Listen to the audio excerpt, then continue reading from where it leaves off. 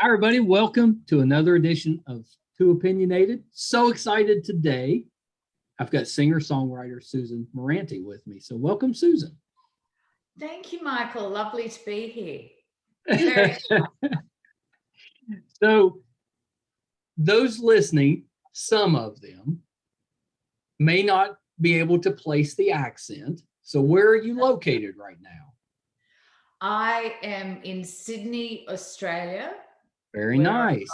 Born and raised. So I guess I've got a Sydney accent. Yeah. I don't know if it's a Sydney accent, but it's lovely. I love an Australian accent. Oh, thank you. I love Southern accents. Oh, well, like I'm your guy then.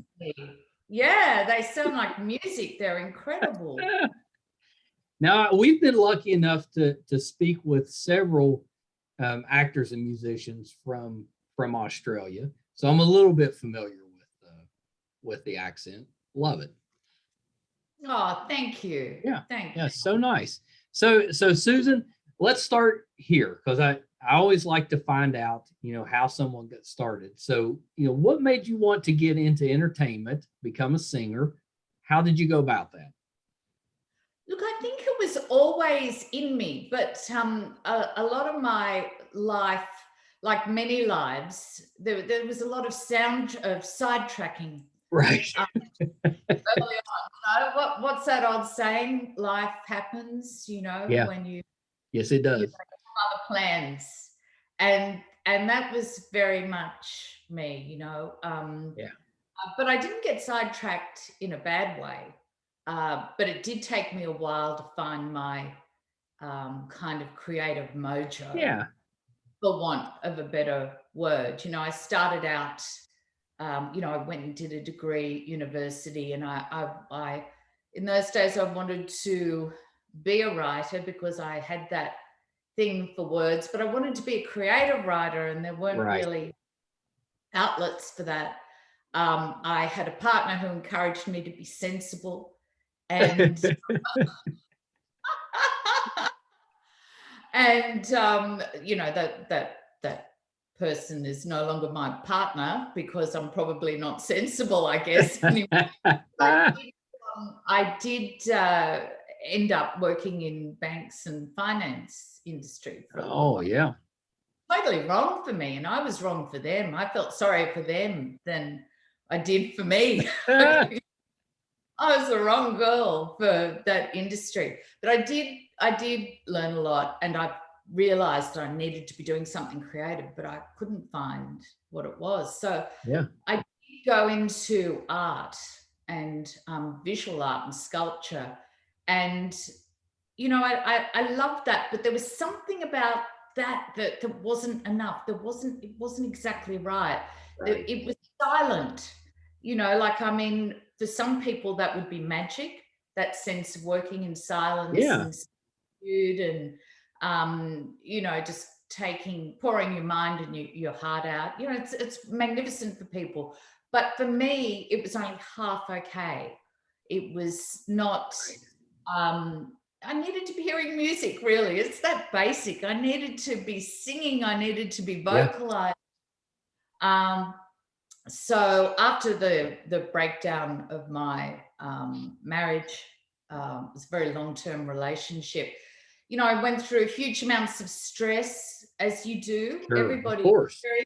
That whether it's a short or a long-term kind of thing. There is no time when it comes to love, is there? Right. That's exactly right.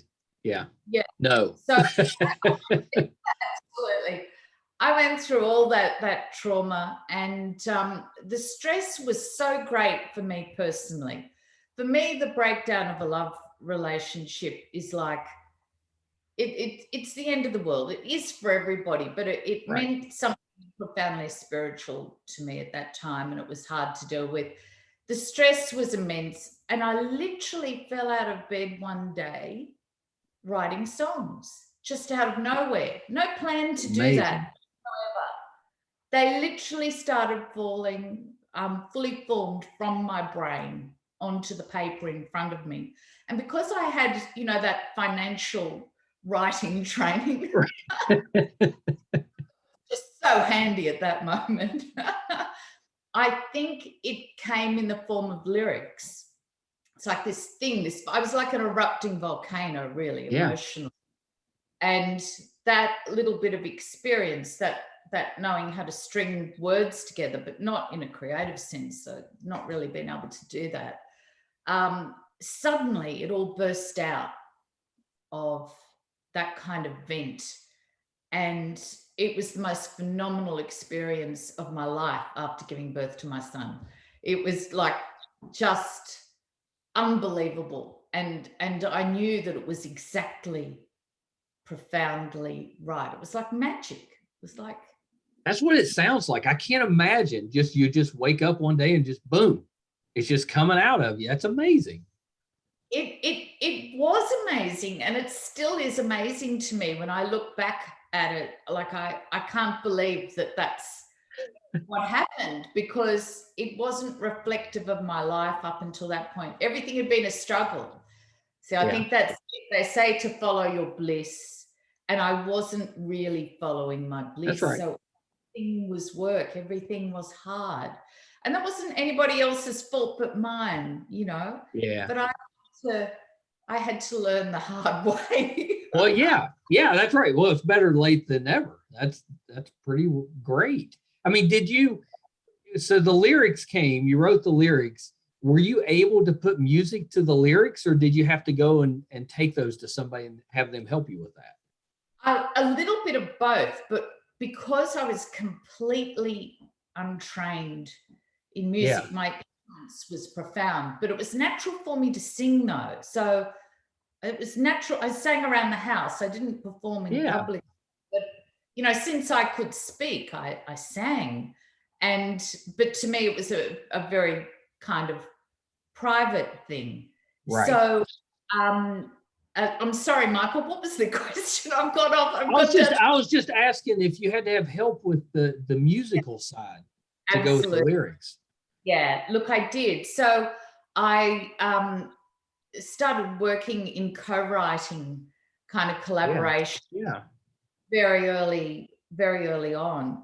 I did put music straight away. I did put music to these lyrics, but it wasn't at the level of excellence that was enough for me. I felt my lyrics were hitting the mark, magically and importantly. And I put the songwriting competition straight away and started placing, on a world level. And I was profoundly shocked by it. And I thought, I'd only put them in to see how they would go, to see if this was the right thing for me to do.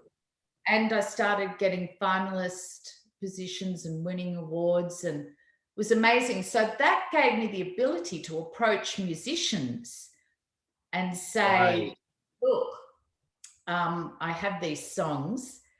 I've been doing okay in some competitions, so I'm not just some blow-in who's making up songs on the spot. There is some ability, to them. There is some level of excellence. And so they would work with me, and I built it from there. And then quickly, or with time, it's sort of quick, slow. I would say it was quick, slow time. Right.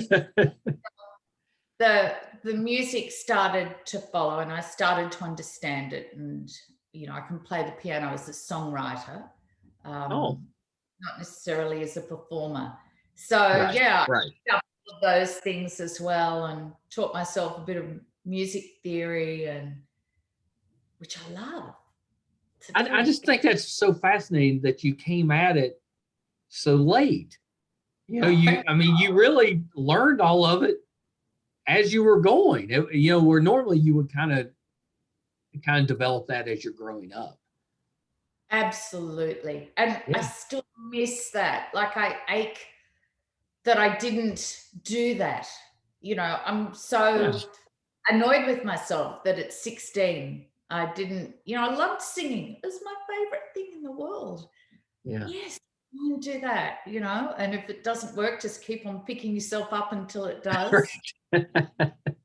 Well, you can always go into finance later. Yeah. That's right. I could have saved that for my retirement. That's right. That's right. That's everybody's dream to work in the finance industry. Well, Later on. so what were you doing growing up? Did you play sports? Did you do theater, band? What were you doing growing up? I went to a school. It's the funniest thing. This happened to me all the way along through school. I went to a school that was renowned for its musicals that it put on. Yeah. And there was a couple of teachers there, a married couple, who were largely responsible for that. In any school situation, it will fall to one or two individuals. That's right. That happen.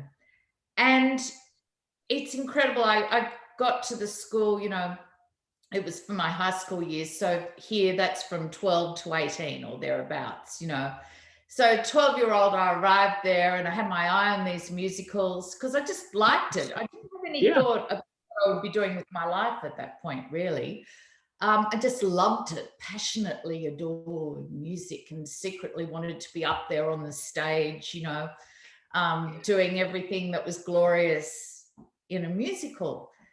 And got to the point, I think you had to be 15 to be involved, 14 or 15. Yeah. And they left the school. And so did musicals. Oh, no. So it's just bad timing.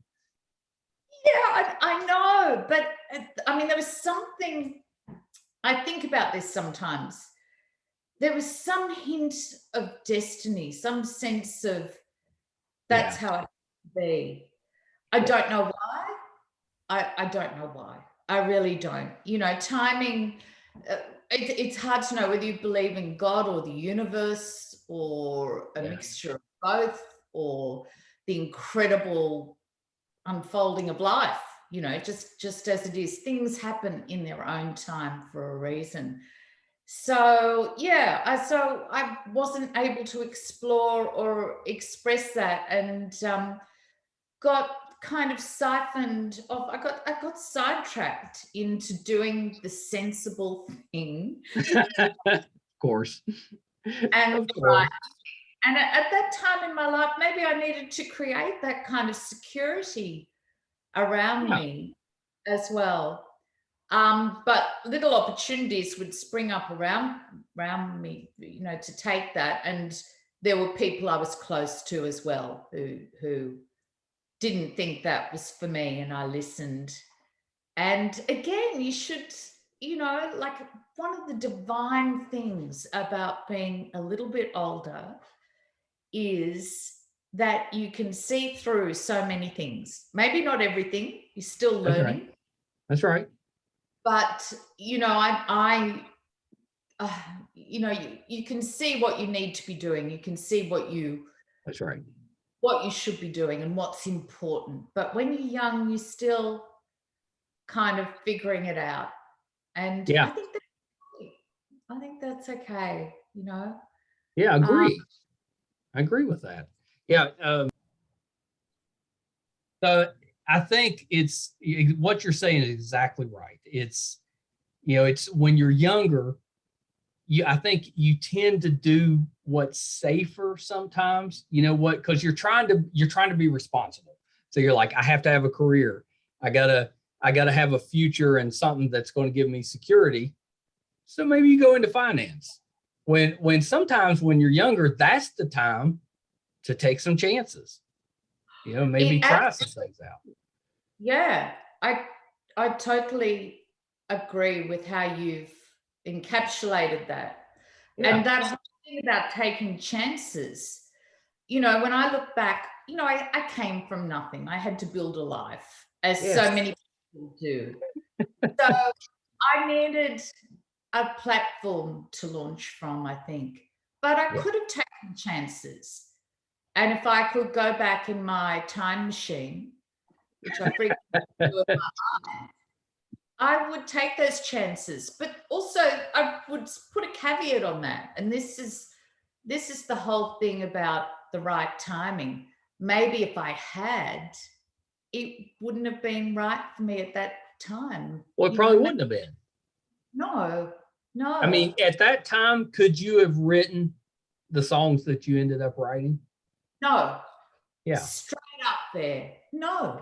Absolutely not. Yeah. I would have wanted to, but I don't think I would have had the necessary skills, because crafting lyrics, and I love crafting lyrics, it's the most divine thing to me Yeah. to create a song out of words. You know, it's like the armature of the song. It's like the skeleton, you know? But I had no skills, and I had Right. no understanding of life. Yeah. Well, none of us do at that age. No, no. Whereas, you know, I learned a lot of things. I studied a lot of subjects in a sense because I was so unsatisfied. I knew I wasn't doing the thing that I should be doing. So, you know, I'd immerse myself in science or cosmology, you know, because I love that whole kind of thinking about time and the universe, and the stars are the most beautiful thing to me. So just to you know, listen to people talk about that or contemplate that, you know, that became one of my little hobbies. So that pours right straight into my lyrics. You know, I have a passion for astrology, again, because of stars. You know, so that kind of gives me a deeper understanding of stars as mystical symbols, and how the universe can operate on a mystical as well as scientific kind of level. And that all goes into the lyrics. So hopefully that makes it more interesting for people. Well, it does for me, for sure. So I've been listening to the music. You have a beautiful voice, by the way. I absolutely love it. And you know, when I listen to stuff, fortunately or unfortunately, the entire family has to listen, you know, because I'm sitting in the middle of the house playing the music. But everybody loved it. Everybody loved it. Yeah, it's so good. So we were listening to Blue is the Hottest Flame. So that album.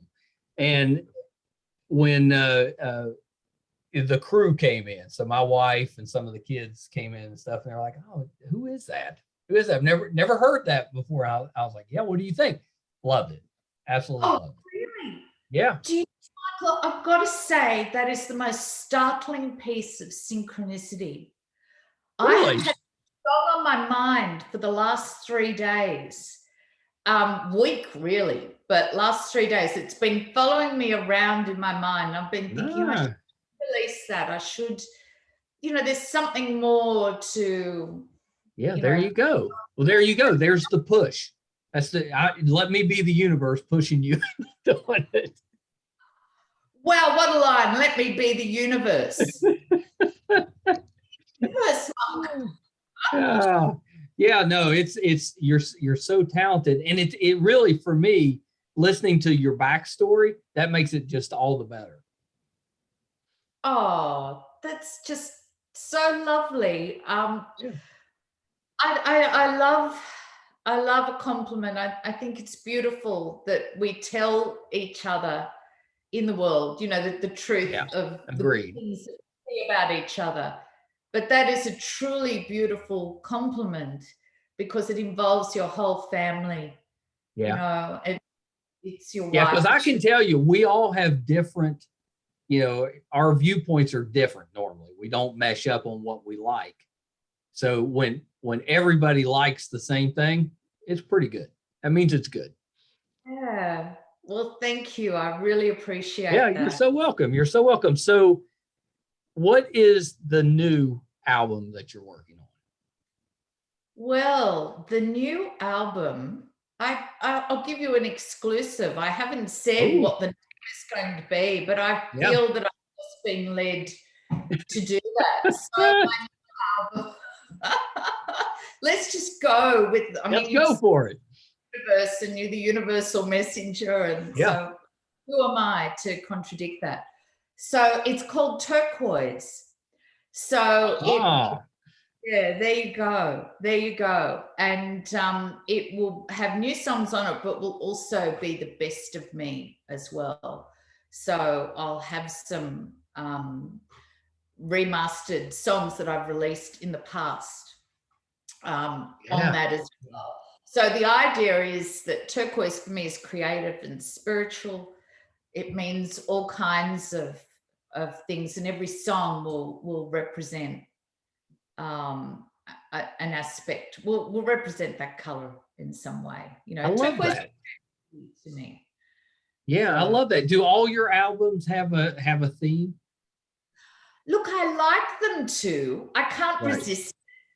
They don't have to, and sometimes it's nice when they don't. But it's the artist in me. I think it's all those years, you know, kind of having to shape things and Right. you know, give them visual meaning and layers and depths. I think if I'm honest, I do actually love that concept part of creating an album. Yeah. Because another level again, you know, you're putting together songs, you're weaving together a story that is either obvious to people, depending on what you're doing, or not so obvious. So, Yeah. you know, they might be drawn in by that story and not realize, which is great. That is great. Yeah. Do you, you mentioned that you sculpt and that you paint.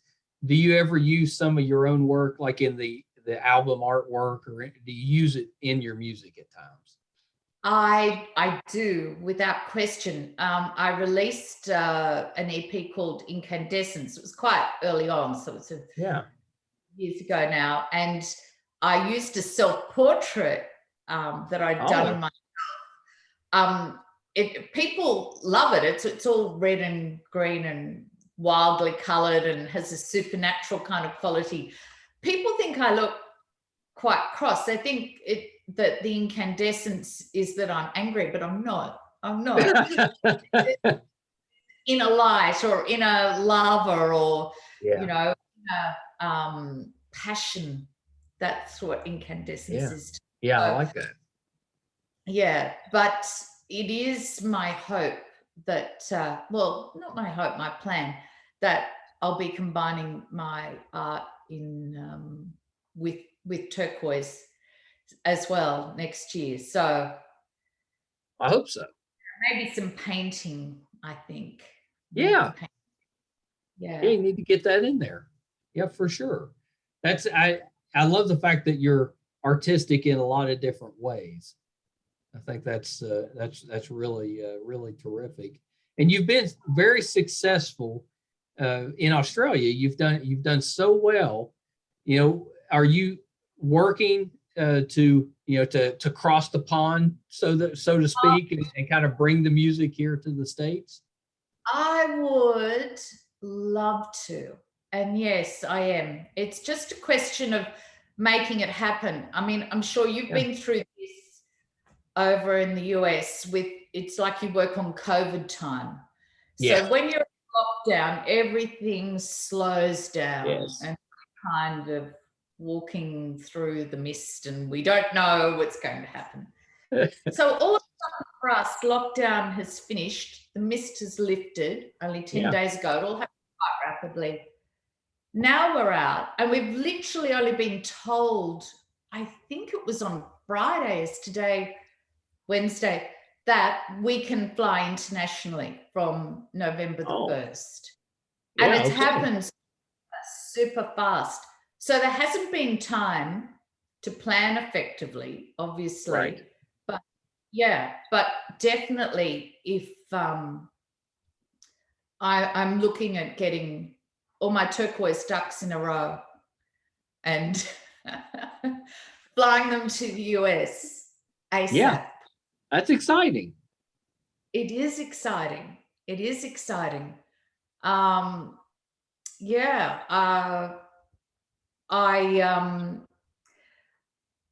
think formulating a tour around the album that I'm doing would be the next exciting creative frontier for me. That's a big step. Absolutely amazing. So stay tuned. Yeah, I will, because you have to let us know, because we'll try to come out for that. That'd be awesome.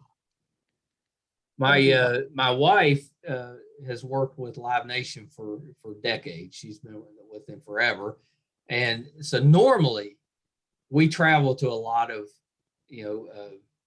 shows. We go and see a lot of acts. But the last year and a half, we haven't got to go anywhere. Everything's been locked down. So we're anxious to get back out there and see some musical performers. How's that been? Have you been having shows at home instead? Like, have you been catching up on everything that you can virtually? Well, yeah, as much as we can, and it's been great for me because I'm podcasting, so I'm talking to everybody, by Zoom. So it's been terrific for me. Really hard on her because she's used to being, she's used to traveling with her work. So she's been working at home. So that's been difficult, but it's starting to get better. Shows are starting to happen. People are starting to perform live again. So it's opening up, so that's hopeful. That is that an even kind of experience? Is it opening up in some states, but a bit more? It's quicker. It's quicker in some states. It's probably quicker in the middle of the country. As you go out toward the edges, LA, New York, those are probably a little slower, because they're having a worse time, with getting things under control. But in the middle, we went to a concert in Columbus, Ohio last week, and that's the first time we've been to one probably in a year and a half, and it was very small. It was you had to show your vaccination card to get in. Everybody was wearing masks, so it was but we were still there. It was at least a start. That's exactly right. I mean, in a sense, it doesn't matter how you're there. You just got to be there. To be there with the music, it's just amazing, isn't it? Did it feel incredible, that first concert that you and your wife went to? Oh, it was the best. Yeah, it was the best. Yeah, it was terrific it was terrific to just get out a little bit, to travel a little bit. And then to go to a show, we're out to dinner. It was terrific. It was terrific. Isn't it magnificent the way we're appreciating all those beautiful little things that we used to think were our birthright? Right. Sometimes you don't miss something until it's gone. Oh, it's absolutely the truth. Yeah. And I think it's lovely the way we've rediscovered the specialness of all those things. Yeah, for sure. It's a privilege in a way too. It absolutely is. Did you have, who were your kind of musical inspirations as you were growing up?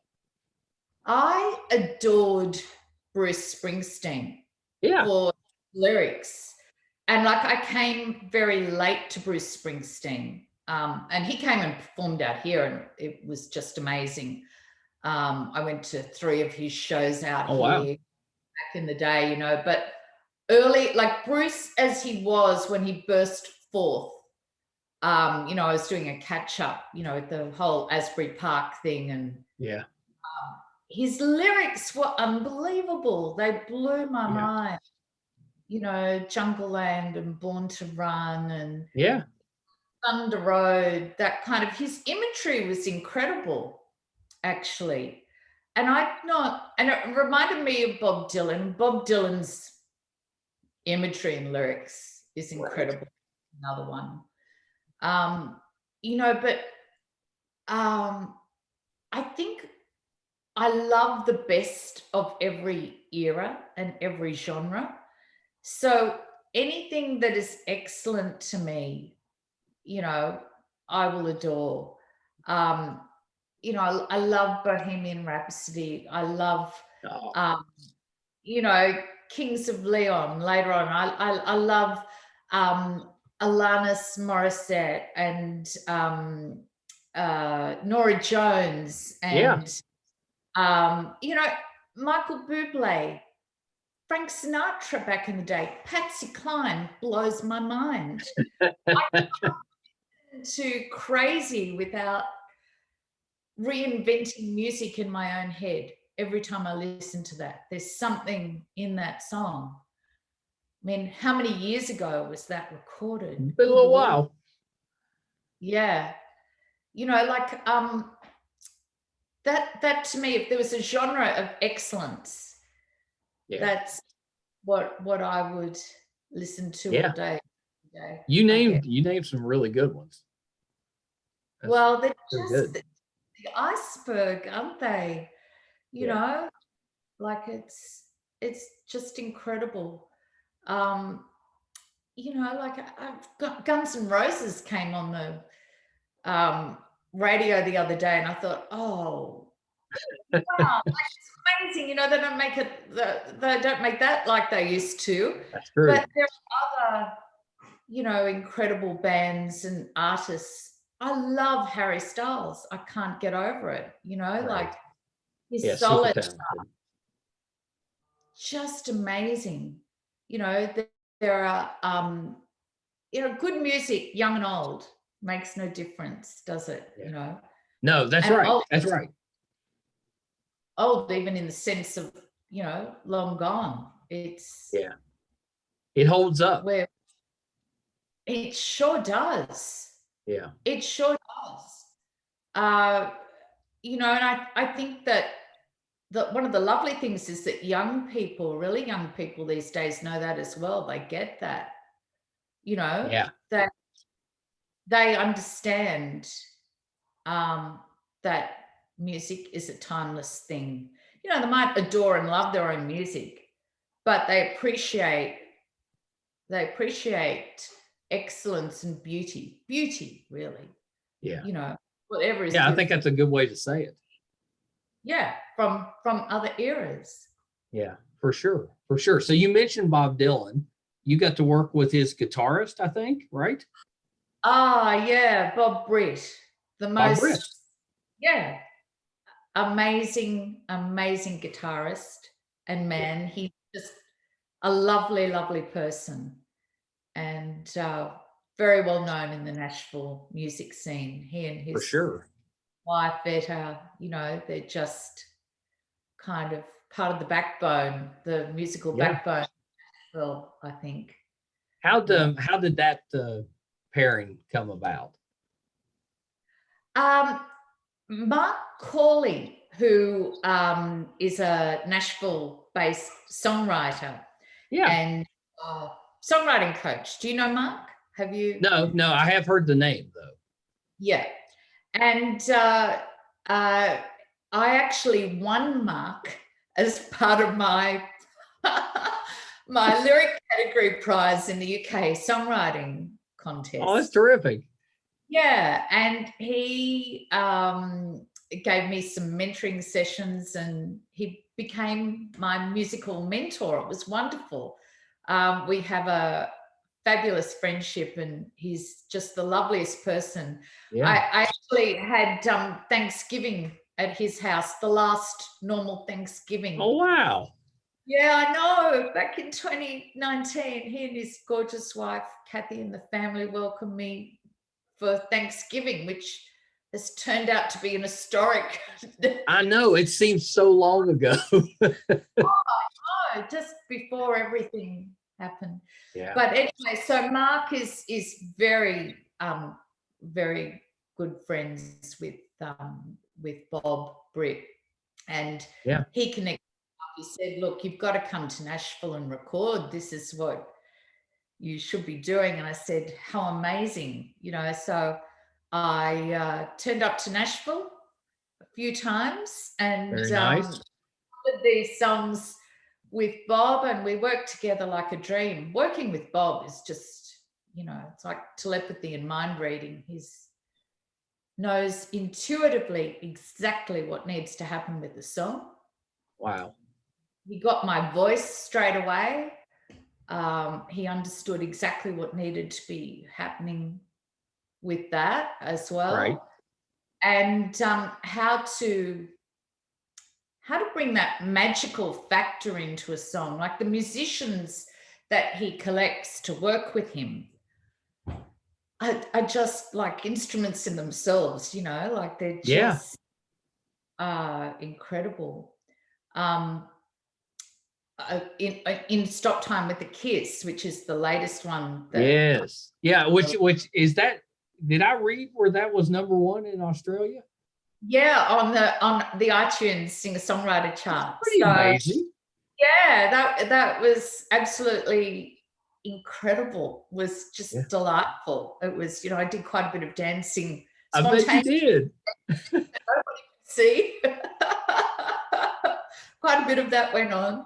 Yeah. And yeah, it was a lovely experience. I've been very blessed with that song for sure. Was that your first time in the US when you came over to Nashville?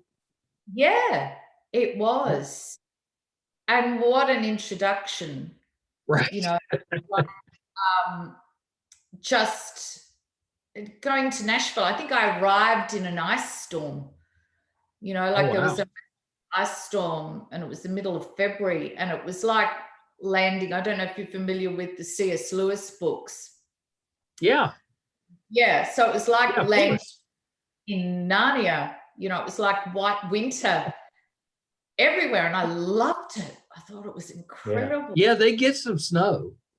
I mean, we get some here, so we're about 5 hours away from Nashville. So we get quite a bit of snow here as well. But yeah, they can get some snow. Yeah. You probably don't get a lot of that in Sydney. No, we don't get enough of that at all. It's funny. I used to have dreams when I was a child that it snowed in Sydney, but it never has. And it's to me. I love the snow, I love, there's something about it. I don't know what that is, but I feel very connected to it. Yeah. So, yeah. Well, that's good. That means you have to, make some trips. Get out there and visit some places with snow. I absolutely do. And mountains, that's where I'm going to find it. I haven't been to any US mountains as such. Oh, we got all kinds of those around me. So I'm in West Virginia. So we've got Blue Ridge Mountains, all that stuff here. Almost heaven. Almost heaven. That's exactly right. And West Virginia has a lot of issues. I'll say that, but it's beautiful. I mean, it's just absolutely beautiful. It sounds beautiful. Yeah. Really green in summer as well. Like, is it like? Oh yeah. Yeah, it's beautiful. Summer? Yeah, it's beautiful in the summer. Even more beautiful in the fall when the leaves start to change colors. It's beautiful. It's definitely worth a trip to at least drive through to kind of see the colors and drive through the mountains. I'm biased, but I think it's worth the trip. Oh no, that's a great sales pitch. I'm sold. Yeah. So that's what, when you come to Nashville, that's what you need to do. Just take you a day and drive. Can you drive to West Virginia from Nashville? You can. It'll take you about 5 hours to get to where I am, but you could get into West Virginia probably in, I don't know, 3 or 4. Yeah, that's all right. That's not, Australian distances are pretty big, I guess. Yeah. So we're having to drive a long way. So that no, we're all bunched up. To me, yeah. Yeah. So it'd be a good trip. We'll host you. You can stop here and we'll have dinner ready for you, and then you can get recharged and head back to Nashville. That's too good to refuse that invitation. Yeah, it's an open invitation anytime. And while you're here, we'll do a podcast. We'll do it live. We might even get you to sing a little bit. Oh, that would be unbelievable. It'd be fun. Oh, how cool. I could perform for your family. Oh, yeah. Well, get ready. I'll bring the grandkids because they're, that's the dancing part of the family. So we'll bring them and we'll just turn them loose. Dancing section. Oh, how gorgeous. What a blessing in your life. Yeah, we've got 4 now, and the oldest one is just 2.5. So they're all very young. But they all came right around COVID. So it was it was the good part. Yeah, it was the good part of our isolation. Kept you entertained. They did. Yeah, for sure. Give you something to do during the pandemic. Yeah. Yeah. Today's Wednesday when we're recording. So Wednesday's my day with the grandkids. So I've got them in the afternoon for a few hours. I can only take it for a few hours because there's 4 of them. So it's a lot, but it's the best. Yeah, it's the best. So I got to do that before I came into the studio. So it's been a good day. Oh, absolutely. That sounds like bliss. Just being with a whole lot of little kids hanging out. Yeah, it's fun. It'll change your, if you're having a bad day, it'll fix it. Absolutely. So kids, how was it with your friends and family when you're doing this career and then all of a sudden you're like, I think I'm gonna go into music. How did that? Because if I had a friend that said, I wrote a bunch of songs last night, I'd be like, okay, that's good.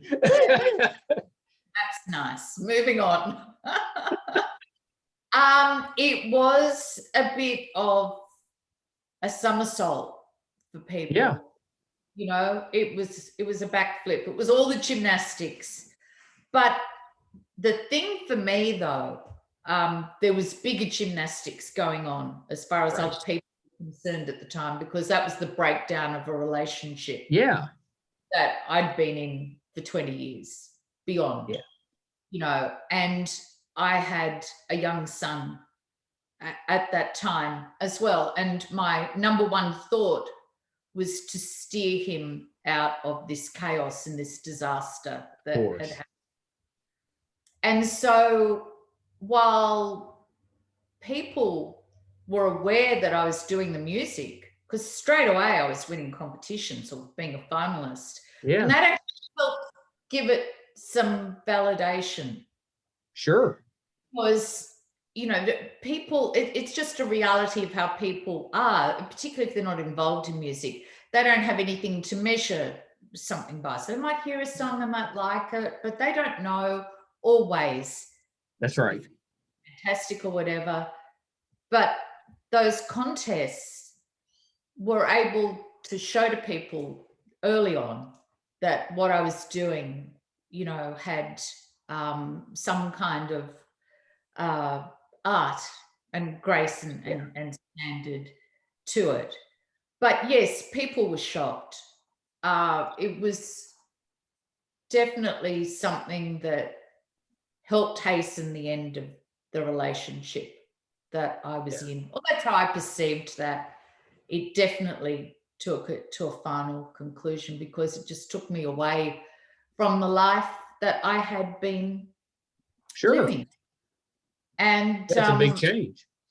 Yeah, it's a huge change. And also at that time, the truth is, and to be honest with you, I've only just started talking about this because it was too painful for me for a long time. But the visual art that I'd been doing had been tied up with that previous relationship. So when the relationship ended, I was in too much pain, emotional pain, like it was immense. And I couldn't contemplate doing art in the same way that I had. That makes sense. It became all bound up in a relationship. Right. And it took me a long time to work my way out of that. And I didn't even accept that that's what was happening to me. It's a little bit like falling off a cliff. I think the last thing you want to be doing when you're free falling is thinking about how you're going to hit the ground. You've just got to control, you just got to let go and let God. So I let go and I let God. There's no doubt about that. And I can see now with the benefit of hindsight what was happening to me. Right. But it was too much to deal with. And I thank God that I had music to fall into. So I didn't hit the ground. I hit music. I fell into the arms of angels. I love that. I absolutely did. And if I didn't have music, I don't know what would have happened to me, you know. Yeah. It gave me back my will to live as a creative being, Yeah. as an artist. I think that's very inspirational. And I'm imagining that now that you're getting back into some of the art side of it, it's almost like you're rediscovering a lost love. I would think that has to be very rewarding. Oh, I love that. That's beautiful. And yeah, it is. It is. It's a little bit like Art and I are dating again, you know, Yeah. like it might be getting serious. Don't know. We'll That's see. right. Yeah, I Oh, love that. Thank you for yeah, that sure. image. But yes, that's absolutely what it's like. Yeah. Yeah. Well, Susan, this has been just the best time. You absolutely have to come back. Your story is so fascinating and your music is so beautiful that we Oh, got to have you back on. Michael, thank you so much. This has been the most beautiful time. I've loved talking to you and bearing my turquoise soul. Hey, we have that in common. I told you my turquoise story. So obviously I like the collar. Yeah, absolutely. So, you know, we're turquoise siblings. That's right. We're friends for life now. There you go. Yeah, that's right. That's right. We're connected. Well, Absolutely. Susan, so before I let you go, is there anything else that you have upcoming? You talked a little bit about the EP. Anything else going on that we kind of keep an eye out for? Well, I am going to be performing at the Tamworth Country Music Festival Oh, here in Australia in January. So that's going to exciting. be exciting. Yeah. Yeah, a mini tour happening in Tamworth, but that's a long way from the US.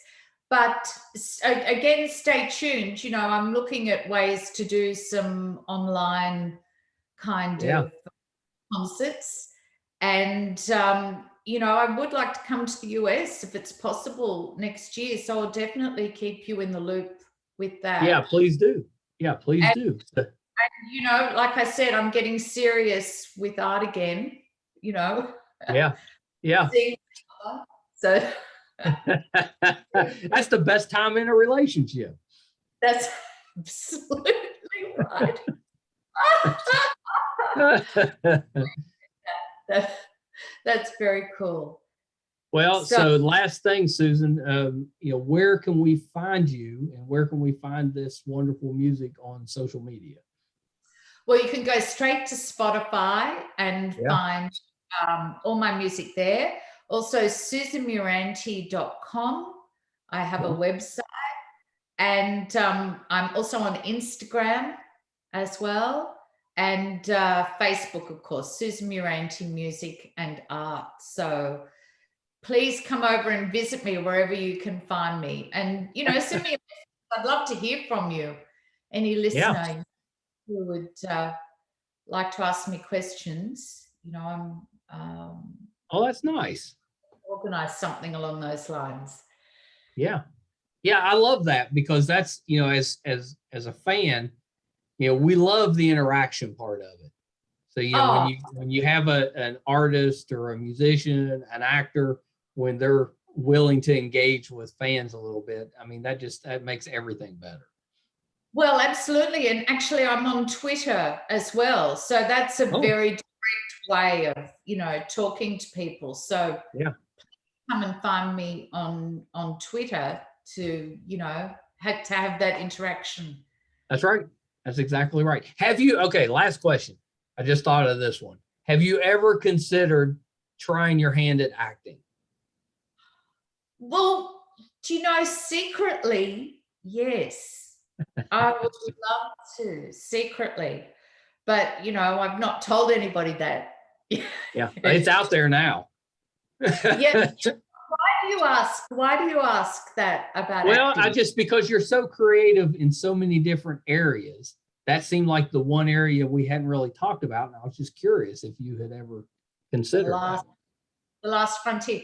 It is Yeah. incredibly interesting to me that you've asked that question, because like I said, going back to when I was at school and secretly wanting to be in musicals that didn't happen, obviously it wasn't just singing, it was acting. Those roles, you have to be, a consummate actor to take on those roles and take them and create them effectively. So yeah, look, I mean, never say never. Right. Something like that would be amazing. I mean, I don't know. We put it out there now. That's how this stuff works. You put it out there, and then at some point, it comes back to you. Absolutely. Well, sure. If any producers are watching, I'd like to try acting. To work for everything else, maybe Cole, if you're listening, look, the Australian connection, one's an actor, one's we'll write a musical together, and yes, and I'll star in it with Nicole. So there you go. I love it. Yes, let's do that. I love it. Well, Susan, thank you so much for coming on the show. This has just been the best time.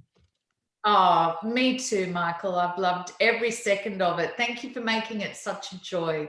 It's been beautiful. Yes, big love to your family as well. And thanks to them for the beautiful compliment to my song. So I hope they enjoy the next ones that are coming. Oh, I'm sure they will. Yeah, I'll play that piece for them. They'll enjoy that. They'll appreciate the compliment. So yeah, thank you so much. Okay, hold on one second.